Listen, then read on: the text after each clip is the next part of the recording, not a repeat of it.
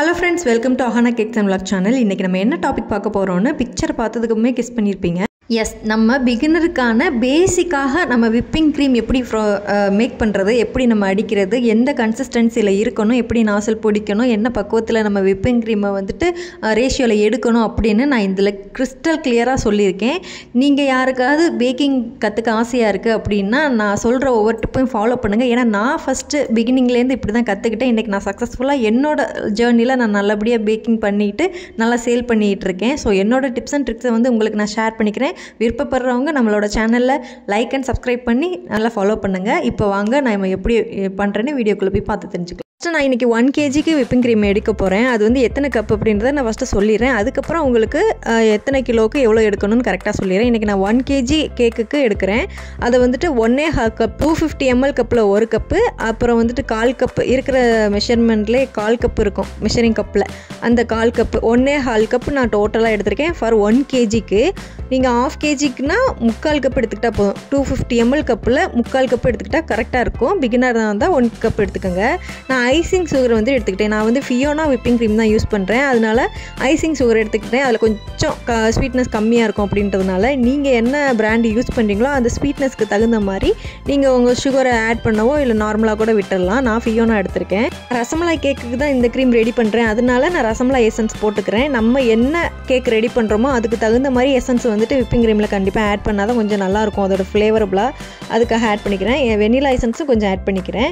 இப்போ நம்ம எப்படி பீட் பண்ணுறது, என்னென்ன டிப்ஸ் அண்ட் ட்ரிக்ஸ்னு உங்களுக்கு நான் தெளிவாக சொல்கிறேன். விப்பிங் க்ரீம் பீட் பண்ணுறதுல வந்துட்டு நம்ம தெளிவாக ஒரு சில விஷயத்தை மைன்யூட்டாக கவனித்தாலே போதும், சூப்பராக நம்ம விப்பிங் க்ரீம் பீட் பண்ணி எடுத்துடலாம். அதில் ஃபஸ்ட்டு என்ன அப்படின்னா, நம்ம எந்த கப்பில் வந்துட்டு விப்பிங் க்ரீம் எடுக்கிறோமோ அந்த கப்பு ஃபுல்லாக லிக்விடாக இருக்கணும். விப்பிங் க்ரீம் வந்துட்டு நான் கொஞ்சம் கெட்டியாக சேர்த்துருக்கேன். இது எனக்கு கொஞ்சம் எக்ஸ்பீரியன்ஸாக இருக்கிறனால நான் கொஞ்சம் மேனேஜ் பண்ணுவேன். பட் நான் வந்து பிகினர்ஸ்க்கு சொல்கிறேன், லிக்விடாக எடுத்துக்கோங்க.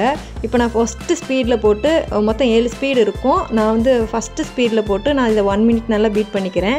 இப்போ கேட்பீங்க, எதுக்காக நீங்கள் லிக்விடாக எடுக்க சொல்கிறீங்க, அதுக்கான ரீசனையும் சொல்லுங்கள் அப்படின்னு சொல்லிட்டு கேட்பீங்க. இப்போ லிக்விடாக இருக்கும்போது நம்ம பீட் பண்ணோம் அப்படின்னா அந்த சில்னஸ் மட்டும்தான் இருக்கும். ஸோ நம்ம சீக்கிரம் நமக்கு க்ரீம் வந்துட்டு விப்பாகி கிடச்சிடும், சீக்கிரமாகவே நமக்கு ரெடி ஆயிரும். பட் நமக்கு இந்த ஐஸ் கட்டியாக இருந்ததுன்னா சீக்கிரமாக விப்பான மாதிரி தெரியும், அதாவது விப்பானா ரெடியான மாதிரி தெரியும். கொஞ்சம் நேரம் ஆனதுக்கப்புறம் அந்த ஐஸ் கட்டியெல்லாம் கரைஞ்சதுக்கப்புறம் ஒரு தண்ணியாக வர ஆரம்பிச்சிடும், உங்களுக்கு லூஸ் ஆயிரும். உங்களுக்கு வந்துட்டு அது மறுபடியும் பீட் பண்ணுற மாதிரி இருக்கும். அதுக்காக தான் சொல்கிறது விப்பிங் க்ரீம் வந்துட்டு கூலாக இருக்கும்போது எடுத்துக்கோங்க, கட்டியாக இருக்கும்போது எடுத்துக்காதீங்க அப்படின்னு. ஏன்னா பிகினராக இருக்கும்போது ட்ரை பண்ணிங்கன்னா என்ன நம்ம பண்ணால் மட்டும் இப்படி வருது அப்படின்னு நீங்கள் டிசப்பாயிண்ட் ஆகிடக்கூடாது, அதனால சொல்கிறேன். ஃபஸ்ட்டு வந்துட்டு விப்பிங் க்ரீமை பீட் பண்ணும்போது ஒரு டைமரோ இல்லை வாட்சோ பக்கத்தில் வச்சுக்கோங்க. 5 minutesக்கு வந்துட்டு நம்ம எடுக்கிற ரேஷியோ பொறுத்து இருக்குது. இப்போ 1/2 kgனா ஒரு 3 minutesக்குள்ளே ரெடி ஆகிடும். நான் விப்பிங் க்ரீம் கம்மியாக எடுத்துருப்போம். இது நான் இப்போ வந்து 1 kg எனக்கு ஒரு 5 minutes ஆகும். அது இல்லாமல் பீட்டரை பொறுத்தும் இருக்குது. ஸோ இந்த பீட்டர் கொஞ்சம் ஸ்லோவாக இருக்கும், கொஞ்சம் பெரிய பீட்டராக இருந்தால் டக்குன்னு விப்பாயிரும். 1 ஸ்பீடில் இருந்து ஒரு 1 minute 1 ஸ்பீடு, அதுக்கப்புறம் ஒரு 2 minutes ஆனதுக்கப்புறம் 1 ஸ்பீடு, 3 minutes ஆனதுக்கப்புறம் அதுக்கப்புறம் ஒரு 3, 4ன்னு ஏற்றிக்கிட்டே லாஸ்ட்டாக 5 ஸ்பீடுக்கு வச்சு நீங்கள் ஸ்பீடை ஏற்றிக்கிட்டே போகலாம் 1 minute அடுத்து. ஸோ இப்படி தான் நான் ஃபஸ்ட்டுலாம் ரொம்ப இது பண்ணேன். நீங்கள் ஃபஸ்ட்டு பார்த்ததுக்கும் இப்போ பார்க்குறதுக்கும் நல்ல டிஃப்ரென்ஸ் உங்களுக்கு தெரியும்னு நினைக்கிறேன். நீங்கள் பீட் பண்ணி சரி இதை வந்து பீட் பண்ணிகிட்டே இருக்கோம்லக்கா, எப்படி ரெடி ஆச்சு அப்படின்னு சொல்லிட்டு நம்ம வந்துட்டு கன்ஃபார்ம் பண்ணிக்கிறது அப்படின்னு சொன்னால் உங்களுக்கு பீட் பண்ணிகிட்டு இருக்கும்போதே தெரியும். ஒரு டைமர் பக்கத்தில் வச்சுக்கோங்க. என்கிட்ட டைமர் இல்லாததுனால நான் உங்களுக்கு சொல்கிறேன். வாட்சோ டைமரோ பக்கத்தில் வச்சுக்கோங்க. அந்த மினிட்ஸுக்கு எந்த அளவுக்கு நம்ம சுற்றுறோம் அப்படின்னு ஒரு 1 minute ஒவ்வொரு நிமிஷத்துக்கும் ஒவ்வொரு ஸ்பீடு ஏற்றுங்க. இதே மாதிரி 5 ஸ்பீடில் வச்சு தான் நம்ம பீட் பண்ணணும். நீங்கள் வந்துட்டு எப்படி க்ரீம் ரெடி ஆயிடுச்சு அப்படின்னு இப்படி தூக்கி பார்த்தாலே தெரியும். லைட்டாக பெண்ட் ஆகிற மாதிரி இருக்குது அப்படின்னா க்ரீம் இன்னும் ரெடி ஆகலைன்னு அர்த்தம். இன்னொரு தடவை நல்லா நான் 3 நிமிஷத்தில் உங்களுக்கு இது மாதிரி காட்டியிருக்கேன். இன்னும் 2 நிமிஷம் நான் பீட் பண்ணணும். அடுத்தது நான் 4 ஸ்பீடில் போட்டு நான் அதை வந்து பீட் பண்ணிகிட்டு இருக்கேன். உங்களுக்கு பீட் பண்ண கை வலிக்கும். நல்லா க்ரீம் ரெடி ஆயிடுச்சு அப்படின்னா உங்களுக்கு நம்ம சுற்றவே முடியாது. நார்மலாக ஸ்மூத்தாக இருக்கிற மாதிரி உங்களுக்கு தெரிஞ்சாலும் நம்மளோட கை அந்த ஹேண்டில் பிடிச்சிட்டு இருக்க கை நல்லாவே வலிக்கும். அது நமக்கு நல்லாவே ஃபீல் பண்ண முடியும். ஸோ இந்த மாதிரி நல்லா நீங்கள் ஒவ்வொரு ஸ்பீடும் ஏற்றி நீங்கள் இந்த மாதிரி க்ரீமை பீட் பண்ண உங்களுக்கு கொஞ்சம் கொஞ்சமாக க்ரீம் ரெடி ஆகி. பிகினராக இருக்கும்போது ரொம்ப அவசரப்பட வேணாம், கொஞ்சம் பொறுமையாகவே நீங்கள் பண்ணிக்கோங்க. பொறுமையாகவே பீட் பண்ணுங்கள். ஒவ்வொரு ஸ்பீட்லேயும் நீங்கள் பொறுமையாகவே நீங்கள் பீட் பண்ண உங்களுக்கு ரெடி ஆகிறது நல்லா தெரியும். ஸோ இப்போ நான் சுற்றி பார்க்குறேன், எனக்கு ரெடி ஆகிடுச்சா அப்படின்னு நான் இப்படி தான் பார்ப்பேன், சுற்றி தான் பார்ப்பேன். அது நல்லா அச்சு விழும். இது வந்து நார்மலாக தான் இருக்குது, கொஞ்சம் ஸ்மூத்தான கன்சிஸ்டன்சியில் தான் இருக்குது. நம்ம சுற்றும் போது அந்த நான் பீட் பண்ணிக்கிட்டே அதை சுற்றி விடுவேன். அதில் நமக்கு எந்த அளவுக்கு அச்சு பர்ஃபெக்டாக வரும் அப்படின்றத வச்சே நான் க்ரீம் ரெடி ஆகிடுச்சா என்னென்னு நான் பண்ணுவேன். இன்னும் கொஞ்சம் எனக்கு பர்ஃபெக்டாக வரணும். அதாவது நீங்கள் ரொம்ப ஓவராக பீட் பண்ணிட்டா கூட உங்களுக்கு கேக்கில் போடும்போது அது திரட்டிட்டு வரும். ஒழுங்காக ஸ்மூத்தாக வராது. நமக்கு ஃப்ரோஸ்ட் பண்ணுறதுக்கு ஐசிங் பண்ணுறதுக்கு ஸ்மூத்தாக வராது, திரட்டிட்டு வரும். அதனால் ஓவர் பீட்டும் பண்ணிடக்கூடாது. கரெக்டான பீட்டுன்னா இப்போ ஒரு நாசிலில் போட்டு பிடிக்கிறோம் அப்படின்னா அது நார்மலாக நமக்கு சுற்றுறதுக்கு வரணும். இப்போ பாருங்கள், நமக்கு க்ரீம் ஆல்மோஸ்ட் ரெடி ஆயிடுச்சு. இன்னும் ஒரு 2 சுற்று நான் சுற்றிக்கிட்டேன்னா எனக்கு இப்போ கரெக்டாக ரெடி ஆயிரும்.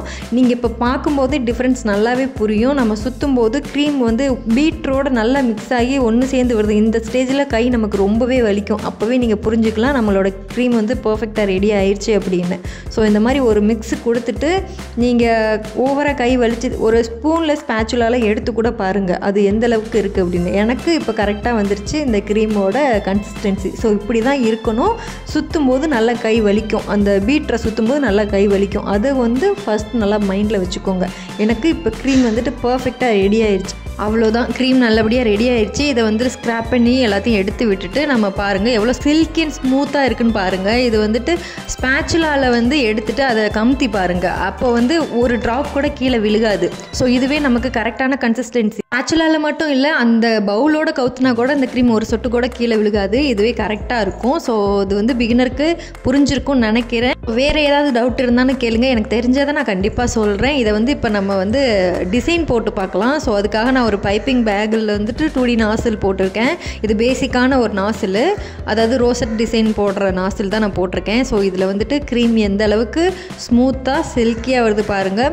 இதில் வந்து ஏர் பபிள்ஸ் அதிகமாக போச்சுன்னா கூட நமக்கு க்ரீம் இது ஃப்ரோஸ்டிங்க்கு டிசைனுக்கு ஒழுங்காக வரவே வராது. ஸ்மூத்தாக இருந்தால் மட்டும்தான் இந்த மாதிரி டிசைன் வரும். அதையும் ஒரு சின்ன மைன்யூட்டான ஒரு விஷயம் இருக்குது, அதையும் நல்லா பார்த்துக்கோங்க. ஏர் பபிள்ஸ் வராமல் இருக்கிறதுக்கு என்னக்கா பண்ணணும் அப்படின்னு கேட்டிங்கன்னா, நம்மளோட விப்பிங் க்ரீம் எல்லாத்தையுமே ரெடி பண்ணதுக்கப்புறமோ இல்லைனா ரெடி பண்ணதுக்கப்புறம் கொஞ்சம் நேரம் ஃப்ரிட்ஜில் வச்சுருப்போம், கொஞ்சம் சில்னஸ் ஆகணும் அப்படின்றதுக்காக ஒரு கிளிங் ரேப் போட்டு அந்த பவுல் ஃபுல்லாக சுற்றி நம்ம வச்சுருங்க. இல்லைனா டைட்டான ஒரு மூடி ஏதாவது போட்டு க்ளோஸ் பண்ணி ஃப்ரிட்ஜில் வச்சிட வேண்டியதான்.